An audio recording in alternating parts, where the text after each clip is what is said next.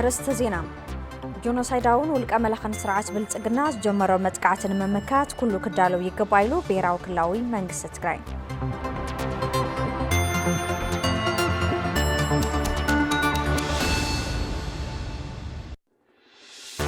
سراوي تقراي تقلعي كدمتس زخولو عاقم كونن دلوناتو كالرقاقتن ناتسرح كم زمزة سراوي تقنبار سمين مبراق حفليتو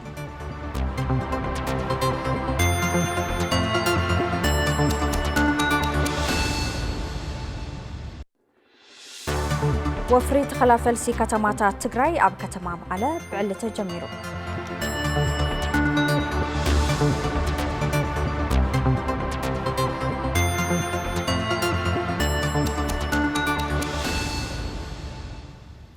أنا هبلنا صوركم تملكتنا كاب تلفزيون تقراي بقطات كتاتل وزلهم زينا الساعة جميرو الله سارة برهلي زيناتات بمغرب على بتحقوس بمدى ملكة قانقا مسم الله سمو يستديو الساعتين حبراو تاني تنقبر نافل ما يزينا كسكراكم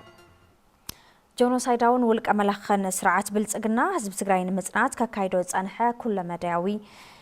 عزوان نبزل على براخ بموساد لومي حملة إسران حموشن كل تشنعصر شومونتن عامة تمرت أبزوا معراب تقراي قولوا عوق كم جمرة بهراو كلاو منقص تقراي فليتهم بهراو كلاو منقص تقراي أب مجلسيو أوش تعدن وتأنزنا برهزب تقراي حالتات أتا تقراي بهراون حالتات تقالست تقراين سبيل محبرات تقراي تكالات هايمانوت تقراين كالوس ملكتوكم أكلات بهراو هلون هزب تقراين مرققات أب زكايد فتحو قالسي زبتن بهراو برسات مستنكراو تاريخ كسرحوز أو تقريب له قلتو أمنكس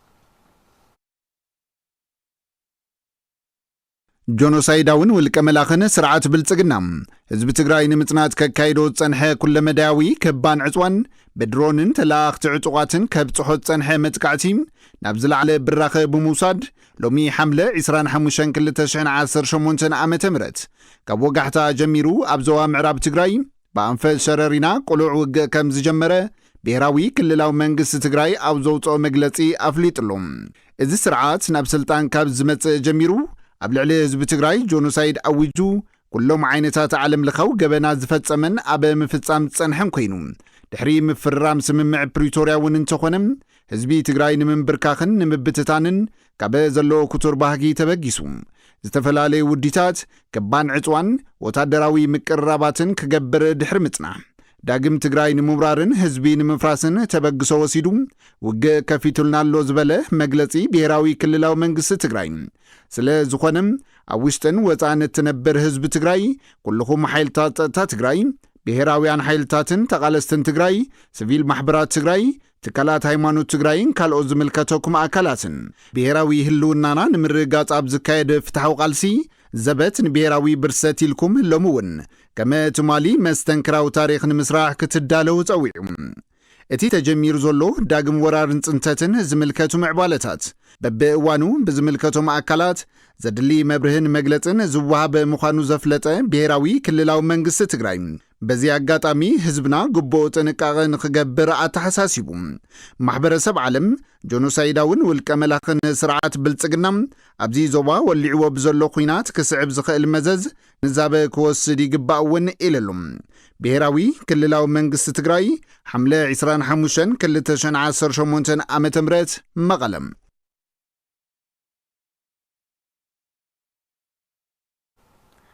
ميدياتات تقراي حلوات دحنت هزب تقراي نموحاس أب زقبر قالسي وفري زبت نبهراو برسات أب معوات قبان كفتما كم زقبا حالا في بيرو قديات كوميونيكيشن تقراي دكتور أبراهام حقوس قليتهم سوميانا مرارحان ميدياتات تقراي أب هلو كناتات عدهبهم أب السالت وزتايو نزتبحي لزولو فساتين كبر عبسكي سوميان مرارحان ميدياتات قصقاص الإيه كايدا كم زلوان قليصهم نا إثيوبيا ميدياتات سرحو زنورا سرح زقر حفتس قلنا تبقسا نتخ قبر زي حساب زنورا ناي جونوسايد شافن كويناتن كم قدما دلونات مفتار رئيس دك سبات بصلي اسكير كان بصلي ناب زي كونه دايركشن وسير كاب سمعي تومغيكا اب لعلي زخونه يكون تقراوا يبزحلو يحل مالتي اب تقراي نزلو كم تزرنا يمخوينات مالتي اب كالي خبابيتات كم نزلو እንደገና خمزي زيغا ناي زعد زي اتغيرو خرئن كساددن بزغبر ملكعو سفح سرح سرح لغناتاتنا نرى مالتي زين ميدياتات زياتن ناي already genocidal medias إلنا إن خن وسدنا النخيل مالت يبلع الحزب تجري شاف كفصام زجبرة تهز زجبرة أزلوا خناتاتون انترينا زي تزازم جنوسايد علع تجري دجنا نخفصام زسرحوا أزلوا أسرحت بتاع مزجرمي مالت بدوكمنتري ديو بزينا ديو حسود فابريكيت بمقبار ديو ዝስራሕ ዘሎ ስራሕቲ ብግልጽ እንሪዮ ዘለና እዩ ማለት እዩ። አፍቱ በአንጻሩ ድማ ሚድያታት ትግራይ ህዝቢ ትግራይ ከይጸንትን ከይምብርከኽን ሃለዋቱን ድሕንነቱን ንምርግጋጽ ኣብ ቃልሲ መኸተ ከዓስለ ምግባር ዕዙዝ እጃመ በርኪ ተንየን ዝበሉ ዶክተር አብርሃም ሕዚ ድማ ህዝቢ ትግራይ ንምጽናትን ንምምብርካኽን ዝተጀመረ ወፍሪ ጽንታ ጆኖሳይዳዊ ገዛዛ አብይ አሕመድ ብምምካት ሃለዋቱን ድሕንነትን ህዝቢ ትግራይ ንምውሓስ ዝተጀመረ ወፍሪ ዘበት ንብሔራዊ ብርሰት ኣብ ሽትኡ ንምብጻሕ ጉብእን ክፍጽማ ይግባእ ኢሎም ናብ ሚድያታት ትግራይ ክንመጽእ ከለና قيدمت الجنوسايد أو خوينات نتزنبرة ناي جنوسايد قسقساتات بممكات انصار تسرح سرح بطعم عبي تاريخون مزقب وزحلفة مالتي ولافتي وان خوينات ون ندحر وسيدنا ناي تقراي كوناتات 300 انسسان ديجرز تعصولو ناي حزب تقراي شاف ناي حزب تقراي سقاي ناي حزب تقراي هلكيت علم كيتسمع استشفنا له كوناتات كم زنبرة كلاتنا نغنزبو ايو حزب تقراي حتو قلصن يا بهراو مسألة يكبر بهراو هلونا يكبر كخلالوا مريتي مربتيون بتسرعات كتملس كخلالوا بتحقق منقست زنا صرا من قدي زي عندي حركوينا كلن بيزك نساسيتي زبالون كمالا خلالون زي ان غيرنا كم حزب خنبر كن كيلالنا يزول زل خالي حتى حتى مالت زي اي تخون اني زبال زلو زي تخون تخوينا تحت قبر تخيل قالسي اكايد كاب تمثل كاب أقوى بخطرك مفتانية تمثلت أويك نجار كتكون التخيل زبل موسى دقداسي مالت لازم زهم زي أزولت كونتات ناي ميدياتات ناتران تاعي خون زلوا وزبل كعقل سويز خون مالتي نتابهرا وأجندة ما أخل غيرنا كم حزبي هلونا حزب تجراي كمين الرجاجز أفزبل أجندة ربي منات حجاجزنا نسرح حزبلي ቃልሲ ህዝቢ ትግራይ ምውሓስ ህልውናን ምርጋጽ መሰል ዓርሰ ውሳነን ዝበሉ ዶክተር አብርሃም ሓጎስ እዚ ዝዕወት ድማ ኣብ መቃብር ጆኖሳይዳዊ ገዛዛ አብይ አሕመድ ብምዃኑ ሚድያታት ትግራይ ብጽሒተን ክፍጽማ ከም ዝግባእ አገንዚቦም ኣብ ቢሮ ፍትሒ ትግራይ ኣርቃቂ ሕጊ ኣይተ ገብረ መድህን ፀሃየ ንምውሓስ ህልውና ህዝቢ ትግራይ ዝወፅእ ኣዋጅ 366 ዝባር 2018 ቃልሲ ህዝቢ ትግራይ ብምድኻም ህዝቢ ትግራይ ክበርስን ክበታተንን ንምግባርን ሓድነት ህዝቢ ትግራይ ንምዝራግን ዝሰርሑ ኣካላት ካብ ተግባሮም ክቁጠውን ብትግራይ ዘካይዶ ቃልሲ ምውሓስ ህልውናን ምርጋጽ መሰል ዓርሰ ውሳነን ንምዕዋት ዝሕግዝ ምዃኑን ኣገንዚቦም ናይ ሰላም ምህዋኽ أتقلل ناي محور إقتصادي مهواخ كتم حدرول تخل حقي أقدم كا موسى قداسي مالتي كم زي عينت فلي حقي موسى أزل اليوم كل جزء وان كيناتن حوس كيناتن peace and order بهال بسفيحو ناي مهواخ كنتات بس لمود ويكا بسرع أكايد أخت قاصر زي تخل كنتات سلزفتر أفتونتات نسو ناي حيل سب ناي هافتي بستمع خله عجباب نمرح زخل كم دم استفليو من قصاصات كلو كجاتهم كلوها بستفلي عجباب نعمنا يحق سرعات تأتولو أكايدا سلازل يمالتي زي እቲ ዝወፅእ ኣዋጅ ካብቶም ዝሓዞም ዓንድታት ሙሓስላዊ ሚድያታት ትግራይ ዘህልዎን እጃም ብኣግባቡ ክፍጽማ ዘጠናኽር ከም ዝኾነ እውን ኣይተገብረ መድህን ገሊጾም بتمساسال زينا ميدياتات تግራይ ካብ ሚድያታት ጸላኢ ዝነዝሕ ዘሎ ሓደጋ ጥፋት መዚነን ነትዘሎ ኩነታት ዝምጥን ስራሕቲ ከዓማይ ግባይሎም ሶምያን ኣመራርሓን ሚድያን ኮሙኒኬሽን ትግራይ ሕዝውን ፍሳጽን ገብራብስኪ ኣብ ህልው ኩነታትን ክያዶ ሚድያታት ትግራይ ነመልኪቱ ኣብ ዝተኻየደ መድረኽ ዝተረኽቡ ሰውምያን ኣመራርሓን ሚድያን ኮሙኒኬሽንን ትግራይ ሚድያታት ትግራይ ኣብ ሕሉፍ ጆኖሳይዳዊ ጽንተት ንምድሓን ህዝበን ዝፈጸምኦ ታሪኽና ዘከሮ ዝነብር ስራሕ ሕዚ ህልውና ትግራይ ኣብ ሓደጋ ዝወደቐሉ እዋን እውን ከም ሰውሞያ ካብኦም ዝድለ ኩሉ ንምፍጻም ድልዋት ከም ዝኾኑ ገሊጾም ቀጻላይ ፍጻመታት ኩሉ ማሕበረሰብ ዓለም ቅቡልነት ብዘለዎ መልክዕ حمر زقبروا له خمسات نتزفتر صفوي بقولك أول زي سكع مجرشة نمكلاس وندلوه لازم كلها بحد منفس كم زيلنا توادينا ክንከይድ ጽቡቅ እዩ ህላው ህዝብ ትግራይ ናይ ምርግጋጽ ጉዳይ ሓደ ዓብይ ኣጀንዳና እዩ ብኦንላይን ሚድያ ብተፈላለዩ ሚድያታት ንሰርሕ ሚድያታት ትግራይ ብኩለ መዳይ ክብርኻን ሰውምያታትን ዝድለ ስራሕ ክሰርሑ ዘኽእሎም ክእለትን ብቕዓትን ክውንኑን ኣብ ምግባር እውን መንግስቲ ትግራይ ኣድላይ ስራሕ ክዓመም እቶም ሰውሙያን ኣመራርሓ ነቲ ዓውዲ ገሊጾም ኣብ ገለገለ ኢኮ ሚድያ ዘለዎ እኮ ዝመስል ናይ ባዕሉ ሚድያ ጋዜጠኛ ኮይስ ናይ ባዕሉ ሚድያ ዘለዎ ስለዚ ዘቆም ዚኦም ዓይነት ነገራት ካብ በኣጉኡ እንዳስተኻኸልና ንኸይድ ኩነታት ተንፈጥር ኣብ ዘለና ናይ ሚድያ ኣካላት በተሓሳስባ ህላው ህዝብ ትግራይ ናይ ምርግጋጽ ጉዳይ ሓደ ዓብይ ኣጀንዳና እዩ ከም ተጋሩ ዘለውና ሕልኽላኽ ጸገማት ክፍትሑ ሚድያታት ትግራይ ካብ ሚድያታት ጸላኢ ዝንዛሕ ዘሎ ሓደጋ ጥፍኣት መዚናን ክያድኦ ነበሪኸን ነቲ ሕዚ ዘሎ ኩነታት ዝምጥን ስራሕ ክሰርሓ ከም ዘድልውን እቶም ተሳተፍቲ ኣስሚሮምሉ ብሓደ ህርመት ንቀሳቀሰሉ ኩነታት ኢና ንፈጥር ክንክእል ዘለና ጆኖሳይድ ተፈጸመና ህዝቢ ኢና ሕዚ እውን ዳግማይ ጆኖሳይድ ክፍጸመልና እዩ ርብርብ ዝግበር ዘሎ ስለዚ ንህላውና ንሓድነትና ንላዕላውነትና ክንቃለስ ክንክእል ኣለና ዝወፀ ኣዋጅ ህላውን ድሕንነትን ቁፅሪ 366 እዝባር 2018 ኣብ ሕሉፍ መኸተ ዘጋጥሙ ዝነበሩ ክፍተታት ዝዕርን ንምዕዋት እቲ ዝካየድ ቃልሲ ህላው እውን ወሳኒ ከም ዝኾነን ድማ እቶም ሰሙያን ኣመራርሓን ሚድያን ኮሚኒኬሽንን ትግራይ ገሊጾም 366 2018 ወፂ ዘሎ ብጣዕሚ ገዳሲ እዩ ስለዚ ሓላፍ ዘላፍ ከይሉ ነተረኣየ እዚ ናብ ተግባር እንተኣትዩ ድሕነትና ክንረጋገጽ ዓብይ መሳርሕ ትሕጊ ወፂ ዝኒአነት ሒዝ ዝኒአ ናይ ህልውናን ድሕንነትን ኩነታት ከምዚ ጌርና ተገራሕናዮም ከሳገረና ዝኽእል ሕጊ እዩ ወይ ድማ ኣዋጅ እዩ ተባሂሉ ቀሪቡ ዘሎ ስለዚ ኣነ ከም ናሃተይ ትክክለኛ እዩ ዝወስድ ካብዚ ተበጊስና እንተ ንሪኦ ዝብል እዩ ከም ተጋሩ ኣጋጢምና ዝኒአ ናይ ፅንተት ሓደጋ ስለ ዝኾነ ሚድያታት ድማ ኣብዚ መሪሕና ክንወፅእ ክንክእል ኣለና ህዝብና ክንንቅሕ ኣለና ቃልስና ክንመርሖ ክንክእል ኣለና ዝብል ኣነ ብዓርሰይ ዝወስዶ እየ ኣብ ልዕሊ ህዝቢ ትግራይ ዘንጸላሉ ዘሎ ሓደጋ ህልውናን ድሕንነትን ብሓባርን መመካት ከም ዝቃለሱ ተሳተፍቲ መዛዘም መድረኽ ዘዋዶ ምብራቕ ትግራይ ገሊጾም ተስፋይ ታደሰ ኣብ ዞባ ደቡብ ምብራቕ ትግራይ ክካየድ ዝቐነየ ዘተመሓስ ሃለዋትን ድሕንነትን ህዝቢ ትግራይ ዘበት ንብሔራዊ ብርሰት መዛዘም መድረኽ ተኻይዱ ተሳተፍቲ እቲ መድረኽ ኣብ ልዕሊ ህዝቢ ትግራይ ዘንጸላለወም ሓደጋ ህልውናን ድሕንነትን ንምምካት ከም ዝቃለሱ ይገልጹ ንሕና ኣያታትና እናተሰው እናቆሰሉ እስካብ ህዚ ትግራይ ትበሃል ዓዲ ያረክዮምና ኣብናትና ዓድል ኮይኑ ንሕና ክብርና ናያታትና ክብሪ እሕልፍና ክህብ ስለለ ዝግበአና ሓሪና ክንቃለስ ዝገብር እዩ መሬት ካሲ ኣብ መጽሓፍት እንዮ መሬት ካታ ይብልሲ ሱኢላ ሓንቲ ዓርመሙ ተተወሲዳት ካሲ ታይብሉ መሲልኩም ለኣስቱ ሞተላኻ ኣብ ዓርሙ ዘይሞት ህዝቢ የለይ እንኳን መሬት ትግራይ እንኳን ሃገረ ትግራይ እንኳን ተናጋሪ ግእዚ እንኳን ልዛ ዓለም ዚ ከዛ ኣነ ንእስ ወለደ እየ ሓደ ውላድ እኒአና ምግዳሊ እንዮ ካልኣይቶም ክልተ ሰለስተ ኣለውን ዓደ መድሕኑ ሃምስ ድራስቡ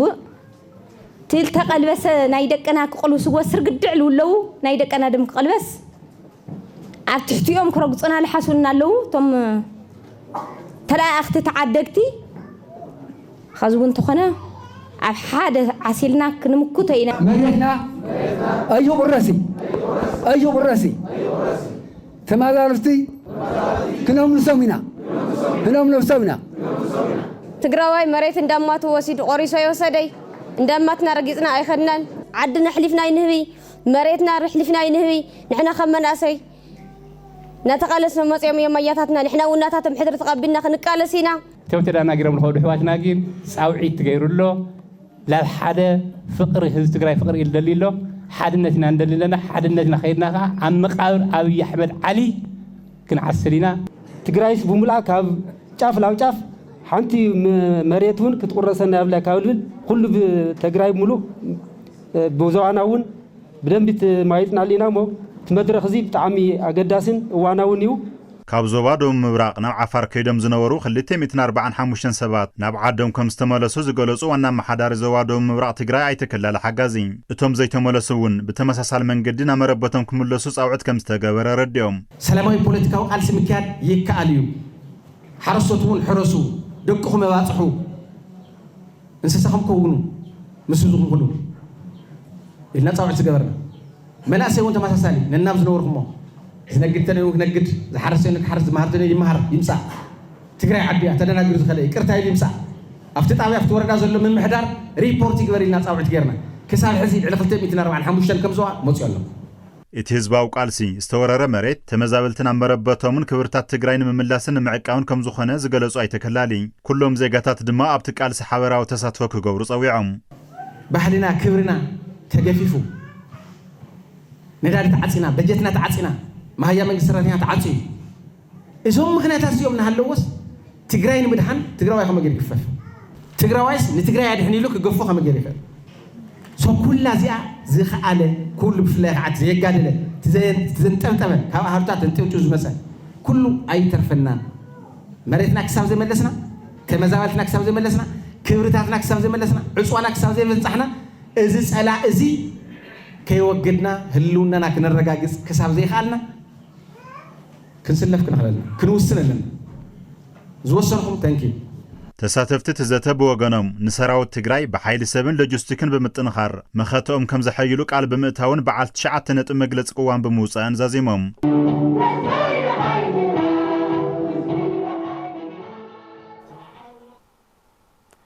ሰራዊት ትግራይ ጸላእክ ድምስስ ዘኽእሉ ዓቕሚ ክውንን ድልውነቱ ከረጋግጽን እናተሰርሐ ከም ዝመጸ ኮሚሳር ግንባር ሰሜን ምብራቕ ተጋዳላይ ማዕሾ ገብረ ሚካኤል ገሊጹ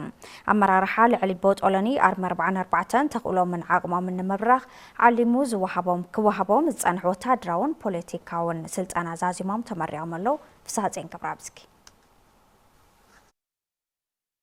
ኣመራርሓ ልዕሊ ቦጠለን ሰራዊት ትግራይ ኣርሚ 44 ከወስድዎ ዝጸንሑ ወተሃደራውን ፖለቲካውን ስልጠና ዛዚሞም ተመሪቖም ኣብቲ ስነ ስርዓት ምረቓ ዝተረኽበ ኮሚሳር ግንባር ሰሜን ምብራቕ ተጋድላይ ማዕሾ ገብረ ሚካኤል እቲ ዝተዋህበ ስልጠና ህዝቢ ትግራይ ካብ ዘንጸላልዎ ዳግማይ ጽንተት ክድሕንን ህልውንኡ ክረጋገጽን ዘኽእል ምዃኑ ሓቢሩ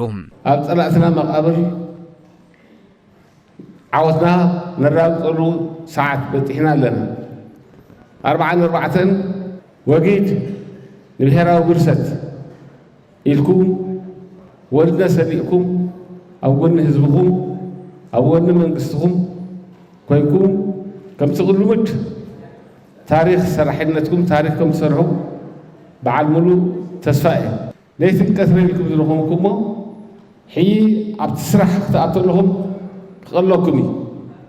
ዘቕልል ስራሕ ስለ ዝስራሕኩም ጆኖሳይዳዊ ገዛዛ ኣብይ ኣሕመድ ህዝቢ ትግራይ ንምጽናት ዘካይዶም ዘሎ ኩሎም ተግባራት ጥፋት ንምምካትን ተኽእሎን ዓቕምን ሰራዊት ትግራይ ክብርኽን ዓሊሙ ዝተዋህበ ስልጠና ክዕወት ህዝብን ምምሕዳርን ዘዋደው ምብራቕ ትግራይ ኣብ ጎኒ ህዝባዊ ሰራዊት ኮይኑ ዝገበሮ ሓገዝ ዝነኣደ ኣዛዚ ኣርሚ 44 ተጋዳላይ ገብረ ሚካኤል ግርማይ ሃርበኛ ብቐጻሊ እውን ደጀንነቱ ከሕይል ጸዊዑ ኣርምና ኣርሚ 44 ብቐጥታ ይኹን ብተዘዋዋሪ ጸላእቲ ህዝቢ ትግራይ ነቲ ሸይጣናዊ ድልየቶምን ተግባሮምን ከይሳኻ ህዝብን መንግስትን ብዝሃበና ልኡኽቶ ንምፍጻም ኣብ ቅድሚት ተሰሊፍና ንርከብ ብዞባ ደቡብ ምብራቕ ኣብ ጎንና ኮይኖም ዝለዓለ ድጋፎም ዘረጋገጹልና ብሽመይን ብሽም ኣርሚ 44 ከመስግን ይፈቱ ኣብቲ ስነ ስርዓት ምረቓ ኣመራርሓ ልዕሊ ቦጠለኒ ኣርሚ 44 ዝተረኽቡ ዋና ኣማሕዳር ዞባ ደቡብ ምብራቕ ትግራይ ኣይተከላሊ ሓጋዚ ህዝብን ሰራዊትን ትግራይ ዝጋደል መሰል ዓርሶ ውሳንኡ ውሕስ ክኸውን ንምግባር እዩ ምስ በሉ እዚ ክዕወት ድማ ህዝብን ምምሕዳርን ዞባ ደቡብ ምብራቕ ኣብ ጎኒ ሰራዊቱ ኮይኑ ከም ዝምክት ኣረጋጊጾም ኣብዚ ደጀንን ግንባርን ተኣሳሲርና ተዘይተቓሊስና ዝዕወት ቃልሲ የለን ዝጠፍእ ጸላእ ኩለ ይኽእልን ንስኹም ኣብቲ ጫፍ ብልሒ መኸተ ኣብ ድፋዕ ኮይንኩም በይዛ ህዝቢ ኮይንኩም ኩሉ ህይወትኩም ንመስዋዕት ተዳሊኹም ትቃለሱ ኣለኹም ህዝብና እውን ካባኹም ካብ ደቁ ካብ ተጋደልቲ ደቁ ኢኹም ኣሕዋት ኢኹም ኣያታት ኢኹም ካብ ዝንላዕሊ ካሊእ ውራይ የብሉን እሞ በዚ ኣጋጣሚ ከም ህዝብን ምምሕዳርን ዞባ ደቡብ ምብራቕ ኩሉ ግዜ ኣብ ጎንኹም ከም ዝዓስል እናረጋገጽኩ ብስንቂ ብዕጥቂ ዘድሊ ኩሉ በቲ ወያናይ ህዝብና ኣጠናኽርና ክንቕጽለሉ ኢና ጆኖሳይዳዊ ገዛዛ ኣብይ ኣሕመድ ሉዓላውነት ትግራይ ቆራሪሱ ህዝቢ ትግራይ ዳግማይ ጆኖሳይድ ክፍጽመሉ ይህንደድ ኣብ ዘለሉ እዋን ዕንቅፋት ዝኾነ ኣካላት ኣለዉ ዝበሉ ኣይተከላሊ ነዚኦም ስርዓት ንምትሓዝን ተሓታትነት ንምርግጋጽን እነካይዶ ቃልሲ ኣሕይልና ክንቕጽል ኢና ድማ ኢሎም ሓረስቶት ወረዳ ዛና ምህርቶም ንምስሳን ኣድለይቲ እታወታት ሕርሻ ተጠቒሞም ጣፍ ብክላስተርን ብመስመርን ይዘርኡ ከም ዘለዉ ተዛሪቦም ቤት ጽሕፈት ዘፈርቂ ቁጥዋት ወረዳ በወገኑ ኣብዚ ዓመት ልዕሊ 10,000 ሄክታር መሬት ብዝተፈላለዩ ዓይነት ዝራእቲ ንምሽፋን ተሊሙ ይሰርሕሎም ንጸብጻብ መለስ ኣባዲ ሸዊት ኪዱ حرستت وردا زانا طابيا بحرا بمحبراوي راديت تግራይ ብዝተገብረሎም ድጋፍ እታወታት ሕርሻ ተጠቂሞም ምህርቶም ንምዕጻፍ ተወዲቦም ጣፍ ብክላስተርን ብመስመርን ይዘርኡ ምህላዎም ይዛረቦም ዝሓለፈ ማለት ኮራ ዝበሃል ዘርኢ ሃና ነራ ጽቡቕ ውጽኢት ረኺብና ኣለና ሕጂውን ዘርኢ ደግፍሃናያ ዝለዓለ ውጽኢት ክንረኽበሉ ኢና ዝብል ትምኒትና ሒዝና ብማሕበር ተጠርኒፍና ጽቡቕ ምህርቲ ጽቡቕ أستواء نقبر إنا نسعر زلنا حدش زرقي موسينا بتحدش زرقي دما كنت كمينا زل بهالا حيزنا نكارا خرل لنا نزرق لنا بعلم يحرشات أبيا بحرا أي تأدي سبره حرستو تزحش في الريات كحفظو أدلاي دقافي قبر لهم كم زلو يقلسن تقبرنا جن كقدر سزلو كله بمفاسو دقيفو أفت تقبر نيسرحتي بعكن بمسمر كزر خمس اللون ناي وردا يخون نايت حرشا وكيل أو زبوت هزنات رخبة دقافنا جورا يزركب نتي زلنا شوفنا زلات تقولنا خانة يطلعك وصراحتنا صراحنا تجبرنا تاز تبدل زناب ويكع ماي دامت بتكنيك كل حي تناي زوهبنا كل حسابنا تناي اكستيشن أبروجنا تجبر كله يتجور إزولو. أب محور رديت تجري لعلواي كإلى زراعة هولتيكالترن أي تتحدث قبر هوت تكلم أبتا وردان نزركبو حرستوت حمش تميت كنت المرز زرقي حاجز كم زعدله يردوم. نقول جبارات نقص على بعلم زر نمرت بعلم خلو نايزر حاجز نجبرنا سلت أنا ولينا خلايت سيوان زبهر تمسكرو لزر زبهر لمهرت المسسان بركز ولا زر حاجزنا تقلنا عليه حمش تميتي كنتال زرب بالحجاز ندعي شدشتش حجبار تتكمتي أبزر قرنا مالتي هذه أو يقولنا قولني أو تجبار بزر ترايزي كنا بسينما أزاول محاش نزلوا بركز ولو ناي كوستا ناي بابايا ناي سكر دنش ناي دنش فرستات ناي جبار كوافينا أب متكالي يزركب حلافي زفر قطوة توردا أيت نجاسي قويتهم أب زمن مرتي خلتشين 10 شمونتن 10 شعنتن مرتي نمعس أفتة الليمو زد لي مرت زرقن زمن أو دخوعن نبى حرستت كم استخفاف لا يحبرهم زرعت خشفانو اللهم الله زحزناهم 10 شحن 430 كلتن هكتاري مالتي زاقد تناي طاف زلنا 900 تاولو تخالي لهم 100 تاوي تعالي لله نوعو زمتن ناي التاوتات مرق زرقي مدابريا زوم مريت كحكمو زخلو ناي اورجانيك ماتر كوسخو زخلو توب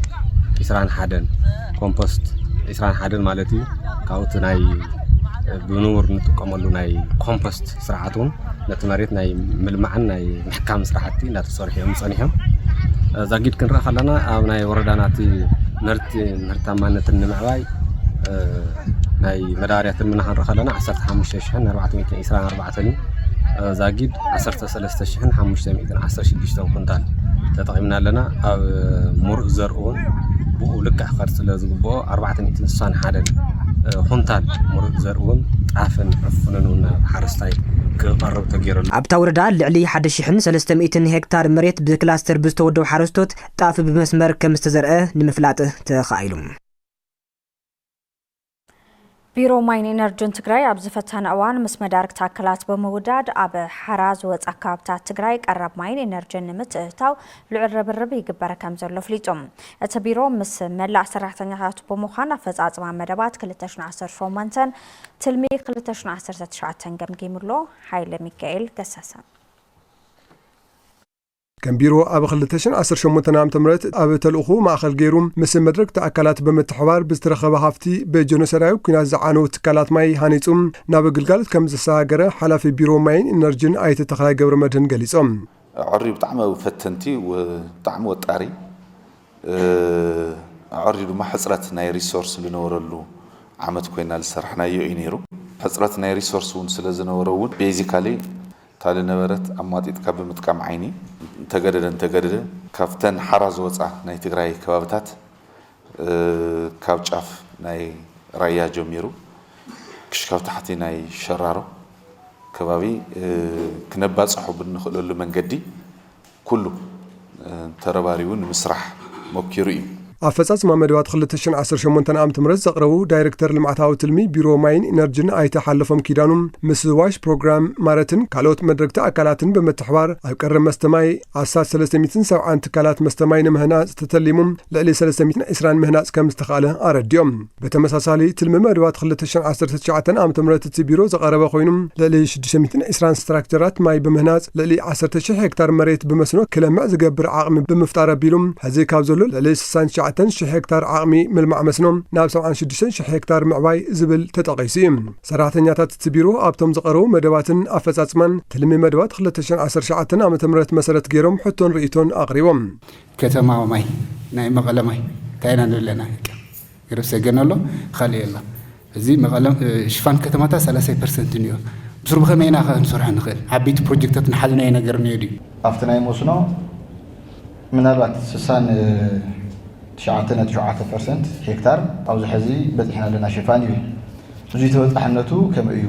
ምስ ጸገም መስተማይ ከተማ መቐለ ዘሎ ምጉታት ፕሮጀክት ኣሳሲሩ ንዝተለዓለ ሓሳብ ኣመልኪቶም ርእቶ ክህቡና ዝሓትትናዮም ምክትል ሓላፊ ቢሮ ማይን ኢነርጂን ዳይሬክቶሬት ቀረብ መስተማይ ኣይተ ንጉስ ቢቶም እቲ ቢሮ ኣብዞም ጉዳያት ትኩረት ሂቡ ይሰርሕ ከም ዘሎ ገሊጾም ናይ ገረብ ሰገም ናይ ቀረብ መስተማይ ነዙይ ከሳልጥ ዝኽእሉ ናውቲ ድማ ናብ 155 ኮንቴነር ዝኾኑ ኣብ ደረቕ ወደብ ኣብ ከተማ መቐለ ካብ ዝኣቱ 1-3-4 ወርሒ 5 ወርሒ ገይሮም ኣለዎ ማለት እዩ። ናይቶም ኮንቴነር ክራይ ናይ መኽፈሊ በጀት ዝምልከት ናብ 400,000 ዩኤስ ዶላር እዩ ዝሓትት። እዚ ድማ ብሄራዊ ክልላዊ መንግስቲ ትግራይን ከተማ ምምሕዳር ከተማ መቐለን ቤት ምክሪ ከተማ መቐለን ወሲኖም ስለ ዘለው ንሱ እቲ ናይ ኮንቴነር ክራይ ከፊልና ኣውፂና ናብ ተግባራዊ ስራሕቲ ክንኣቱ ኢና ንሸባሸብ ዘለና ማለት እዩ። ምስ ፍትሓውነት ህንፀት ሽፋን ስትራክቸራት መስኖ ተኣሳሲሩ ንዝተለዓለ ሓሳብ ኣመልኪትና ዝሓትትናዮም ምክትል ሓላፊ እቲ ቢሮን መተሓባሪ መስኖ ማይ ኣይተመልኣኩ እስጢፋኖስ ከም ቢሮ ዝተለጠጠ ትልሚ ብምትሓዝን ብዝተፈጸመ ክልከላ በጀትን ኣብ ኣፈጻጽማ ህንፀት ስትራክቸር መስኖ ማይ ትሑት ክገብሩ ከም ዝኽኣለ ብምሕባር ፍትሓውነቱ ዝምልከት ግና ከከም ኣፈጻጽማ እቲ ዝወረደ መደብ ዝተፈላለየ ክኸውን ከም ዝኽኣለ ኣረዲዮም። ሽፋኑ ዝምልከት according to potential ዝፍለጥ ማለት ፖቴንሻል ዘይብለ እንተኾይኑ ናይ መስኖ ፖቴንሻል ኢዝሊ ሲሒብካ ናብ መሬትን ማይን ትራኸበሉ ኩነታት ኣጸጋሚ እንተኾይኑ ኣብኡ ትሕት ዝበለ እቲ ሽፋኑ ኣፍተን ፅቡቅ ፖቴንሻል ዘለዎን ድማ ልዕል ዝበለ እቲ ፖቴንሻሉ ማለት ማነቱ ሽፋኑ ማለት እዩ። ሓላፍ ዘላፍ ኣለዎ ፍትሓውነት ተታሒዙ ግን ብዋናነት ትገባር በዓል ዝሰርሐን እየን እዚኣተን ብዝኾነ ግን በተለይፍቱ ናይ ግብረ ሰናይ ትካላት መንግስትን ግን እዙ ናይ ፍትሓውነት ኩነታት እውን መሰረት ናገርና ንበቐጻልነት ንሰርሐሉ ኩነታት ክንፈጥር ኢና ማለት እዩ።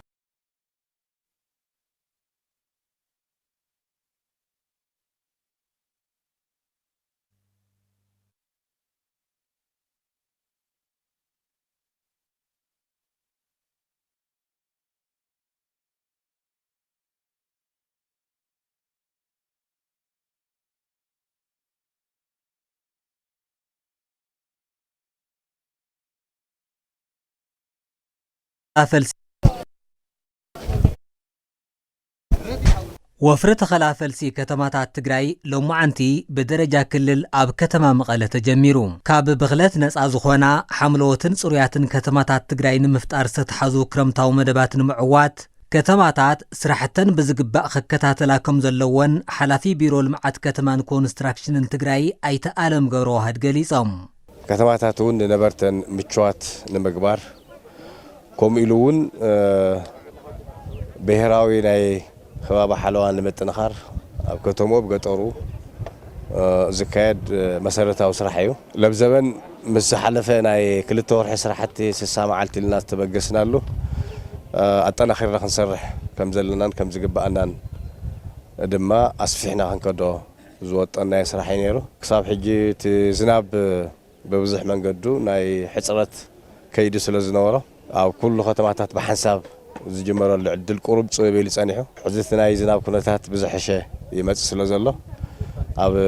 መላእ ከተማታት ትግራይ ስራሕ ዝተጠናኺሩ ክወጽእ ተጀማሚሩ ጸርሐ እውን ተጠናኺሩ ክወጽእ ዘይጀመረ ከተማታት ኩለን ከዓ ንኽጅምራ በዘጋጣሚ እዚ ናብ ኩለን ከተማታት መልእኽተይ ክሓልፍ ይደሊ ሕዚ ዘጋጥም ዘሎ ኢሊኖ ስዒቡ ዝመጽእ ለውጢ ኩነታት ኣየር ንምክልኻልን ንጥዕና ምቹዋትን ተሃረፍትን ከተማታት ንምፍጣርን ህዝቢ ኣብ ዝሓለፉ ዓመታት ዝኸዕበቶም ልምድን ተመክሮን ወፍሪ ሓምለዋይ ልምዓት ሰኒቑ ክሰርሕ ኣይተኣለም ፀዊዖም እቲ ከባቢና ናይ ድርቂ ፀገማት ዝረአየሉ ከባቢ እንዲና ዘለና ስለዚ ዝኸም ዘለ ሽግር ንምቅላል ብመሰረቱ ናይ ተፈጥሮ ሃፍቲ ስራሕቲ ንትግራይ ብጣዕሚ ወሳኒ ሃፍቲ ናይ ተፈጥሮ ሃፍቲ ስራሕቲ ሓደ ከዓ ዝኸምዚ ዝበለ ገፊሕ ናይ ደን ተኸላ ስራሕትታት ተጠናኺርካ ምውፃእ እዩ ከንቲባ ከተማ መቐለ ኣይተ ሃይለ ኣረጋዊ ኣፍታ ከተማ ኣብ ክረምታዊ መደባት ወፍሪ ፅሬትን ተኸላፈልስን ንምስራሕ ዝተተሓዘ መደብ ህዝቢ ዘሳተፈን ብዝተወደበን መንገዲ ይሳለጥ ምህላው ሓቢሮም እዚ ናይ መንግስቲ ውራይ ጥራሕ ከይኾነስ ናይ ንግዲ ማሕበረሰብ ኣጠቓላልቲ ህዝቢ ነበረ ከተማ ካብ ምትካል ጀሚሩ ክልክኑ ሓለዉ ካብኡ ድማ ባፂሑ ጽቡቕ ምዕሩግ ከተማ ክኸውን ናይ ምግባር ስራሕቲ ኣብ ከተማ መቐለ ኣብ 60 መዓልታት 150,000 ዝውልዑ ተኽልታትን ዕምባባታትን ንምትካል መደብ ተታሒዙ ይስራሕ ከም ዘሎ ኣካየዲ ስራሕ ቤት ማዘጋጃ ከተማ መቐለ ኣይተወረስ ገብረ ጻድቃን ገሊጾም እቲ ወፍሪ ሕዚ ብዕሊ ጀሚርና የለና በብገዝኡ ሕብረተሰብ ዝተኽለሎ በብኣፍ ደገ ገዝኡ ዝተኽለሎ ሚድያናት እንተክል ኣለና ፍሮም ዝብልዑ ካልኦት ተኽልታት እንተክል ኣለና ነበርቲ ክፍላተ ከተማ ሓድነትን ዓዲ ሓቅን ብወገኖም ዝተኸልዎም ተኽልታት ግቡእ ሓለዋን ክንክንን ብምግባር ውቅብትን ሓምለወይትን ከተማን ምፍጣር ከም ዝረባረቡ ኣፍሊጦም ክረምቲ መንግስትና ዘውረ መምርሒ ሓምላዊ ተኽሊ ስለልል ክተክል መፅያ ክልተ ተኽሊ ተኽል ኣለኹ እናመፃኹና ካናኸነን እየ ሳምባስ ካብ ዝኾነ ሓምለዋይ ልምዓት ዝበሃል ብሂወቱ ጥዑይ ፅሩይ ኣየር ረኺቡ ክነብር ተዳ ኮይኑ ኣብ ሓምለዋይ ልምዓት ዘለዎ መለኻኽታ ክዓቢ ኣለዎ ጠቕላላ ናይ ሓድነት ለለ ትራፊክን ፖሊስን ምስ ኣዛዚና ያው ዝተዋፊርና ጽቡቕ ተኽሊና ተኽልና ማለት እዩ ተኽሊ ጽቡቕ እዩ ምክንኻን ድማ ናይ ለማተ ይልበሃል የለ ምክንኻን ሓልቃታት ዝተፈላለዩ ፖሊሽናት ብኽለታት ኣለዉ እዚኦም ንምክልኻን ዝናብ ሕፅረ ካልኦት ነገራት ንምፍታሕ እውን እቲ ሓምለዋይ ልምዓት ናውዕሉ ታራ ኣለዎ ኣስተዋፅኦ እዩ ስለዚ ዝኾነ ይኹን ነገር ብሰብ ይኹን ብእንስሳ ይኹን ሓደ ነገር ሽግር ልከይወፅሕ እውን ክትትል ያው ልቐጻሊ ክንገብረሉ ኢና ማለት صخبركم تملكتنا تقدم له زغرب زينا حملوتن صريحتن كتماتات تግራይ ንምፍጣር ስትሓዙ ክረምታዊ መደባት ልምዓት ንምዕዋት ከተማታት ስራሕተን ብዝግባ ከከታተላ ከም ዝግባ ሓላፊ ቢሮ ልምዓት ከተማን ኮንስትራክሽን ትግራይ ኣይተዓለም ገብረ ዋሕድዮም ገሊጾም ወፍሪ ተኸላፈልስ ከተማታት ትግራይ ድማ ኣብ ከተማ መቐለ ብዕሊ ተጀሚሩ ዝብል ነይሩ ናብ ዝቐጽል ዜና ክሰግር ከለኹ ሰራሕተኛታት ባንኪ ኣንበሳ ሪጅን ሰሜን ገዝ ኣብ ክፍለ ከተማ ሓወልቲ ጣብያ ሕዳሰ ኣካል ስራሕቲ ምልማዕ ሓምለዋይ ልምዓት ተኸላፈልሲ ቆምቲ ተኽልታት ተሳሊጡሎ ገብረ እግዚአብሔር ገዳሙ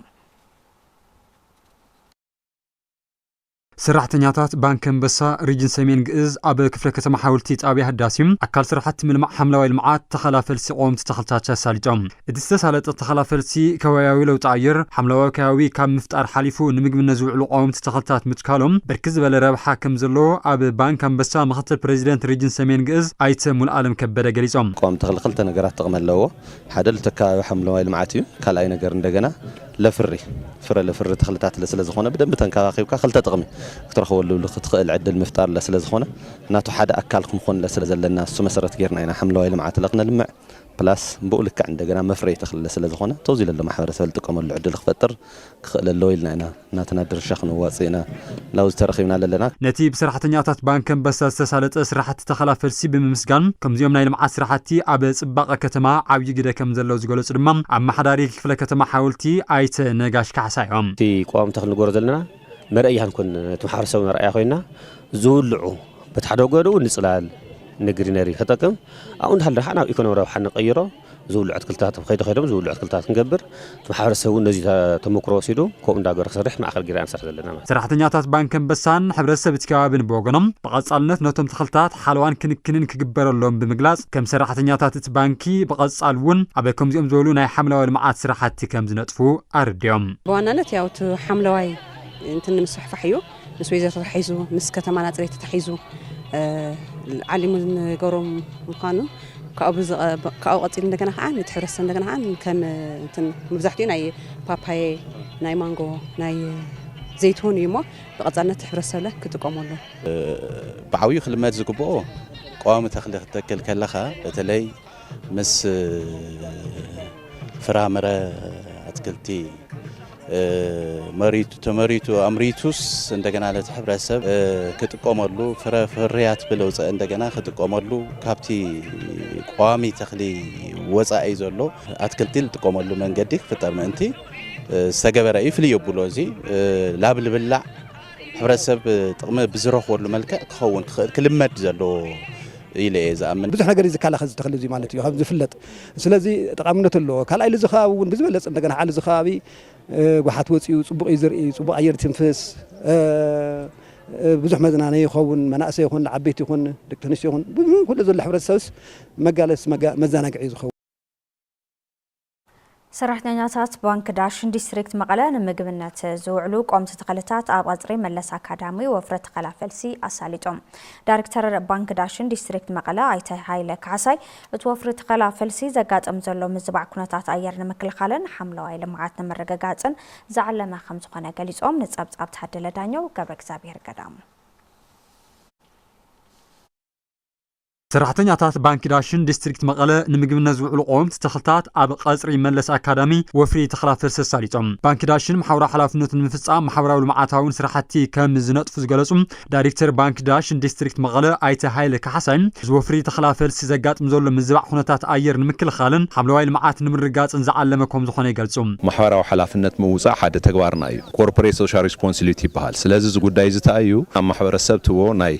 ማሕበረሰባዊ ግልጋሎት እዩ ስለዚ እዚ ኩሉ ግዜ ክረምቲ ንገብሮ እዩ እዚ ከዓ ግዴታ ካፍቲ ስራሕቱ ብተወሳኺ ናብ ማሕበራዊ ሓላፍነት ምውጻእ ስለ ዝኾነ ኣብዚ ሕዚ ገጢሙና ዘሎ ናይ ኢሊኖ ችግር ከምዚ ተኽልታት ብምትኻል ናይ ከባቢና ክሊማዊ ኩነታት ብምቕያር እዩ ክንቅይሮ ዝግበአናና ከምዚ ዓይነት ነገራት ስለዚ እዚ ኩሉ ሕብረተሰብ እዚ ክሳተፈሉ ኣለዎ ኢለ ይሓስብ ተኽሊ ምትካል ንህይወት ወዲ ሰብ አገዳሲ ዝበሉ ኣብቲ ወፍሪ ተኸላፈልሲ ዝተሳተፉ ሰራሕተኛታት እቲ ባንኪ ብወገኖም ዘጋጥም ዘሎ ሓደጋ ድርቂ ንምክልኻል ስራሕቲ ሓምለዋይ ልምዓት ምጥንኻር ወሳኒ ከም ዝኾነ ይዛረቡ ድርቂ ምክልኻል ኣየር ጸባይ ኣብ ምስትኽኻል ተኽልታት ያው ወሳኒ ግደ ኣለዎም ምስተኸልካ ኣብ ዘሎ ክትትል የድልየ እዩ ማይ ኣብ ምስታይ ክኾን ይኽእል እዩ ኣብ ምኽስኳስ ክኾን ይኽእል እዩ ብቻ ግን ዝተኸልካዮ ተኽሊስ ልክዕ ከም ውላድካ እስካዕ ዛብ ዝበፅሕ ክበፅሕ ክትከታተሎ ኣለካና ሎማዓንቲ ተኺልናየን ዘለና በተለይ ናይ ምግብነት ዝውዕላ ተኽልታት እየን ኣብ ቁም ነገር ክውዕል ዘለዎ ተኽሊ እዩ ስለዚ ዝኾነ ግዜ ፕሮግራም ሒዝና ናመፃና ክንከታተሎ ከም ዘለና እየ መልእኽተይ ክሕልፍ ዝደሊ ናይ ሰብ ህይወት ማለት እዩ ተኽሊ ካብኡ ከዓ ዳሽን ባንክ ብዙ ይፍለጥ እዩ ሕብረተሰብ ውላዱ ወሊዱ ከም ዝንከባኸቦ ልክዕ ተኽሊ ማለት እንደገና ከምኡ ጌርካ ኢኻ ትንከባኸቦ ዘለካ ጽቡቕ ኣየር ከተተንፍስ ዝናብ ክመፀካ ተኮይኑ ተኽሊ ክህልውኒ ያወና ብኡ እየ ዝኣምን ማሕበረሰብ ለብኡ ከኣምን እኒአዎ ሰራሕተኛታት ባንክ ዳሽን ማሕበራውን ልምዓታዊ ሓላፍነቶም ንምፍጻም ዘሳለጥዎ ተኸላፈልሲ ዝናኣዲ ዝበሉ ኣካይድ ስራሕ ቤት መዘጋጃ ክፍለ ከተማ ዓይደር ኣይተ ሰይፉ ደሳ ኣጋጢሙ ዘሎ ሓደጋ ኤሉነ ንምክልኻልን ዓርሶም ምርኮሳና ንምርጋጽን ተኽሊ ምትካል ኣገዳሲ ከም ዝኾነ የግንዝቡ ኣብቶም ልዑል ተኽልታት መሰረት ጌርና ንስራሕ ተዋሂሉ ኣሎ በዓልና ዓርሶም ምርኮሳና ክንሕይል ቲ ውሕስና ምግብና ክንረጋግጽ ትልጎርኹም መስተዋጽኦ ትልጎርኹም ስራሕ ብጣዕሚ ለናኣድ ብጣዕሚ ክብሪ ልውሃው እዩ ትለሎ ኩነታት ኣየር ክንከላኸሎ ተኮይና ትለሎ ጸገም ክንከላኸሎ ተኮይና ተኽሊ ብምትካል ቢልና ኢና ኩነታት ክንቅይሮ ንኽእል ብተኽሊ ጥራሕ ስለልኾነ ኣውዚ ኩሉ ክረባረብ ኩሉ ትግራዋይ ኣውዚ ልምዓት እዚ ክረባረብ የመልእኽተይ ልሕልፍ እቶም ዝተተኸሉ ፈልስታት ንምግብነት ዝውዕሉ ከም ፓፓየም ማንጎ ኣቮካዶን ግራቪላን ዝበሉ ቆምቲ ተኽልታት ከም ዝኾነ ድማ ንምፍላጥ ተኻኢሉ ንሳዓት ዝተሰናዱ ዜናታት ቴሌቪዥን ትግራይ ነዚኦም ይመስሉ ነይሮም ስለምክትታልኩም ኣመስጊና ሰሰናይቶም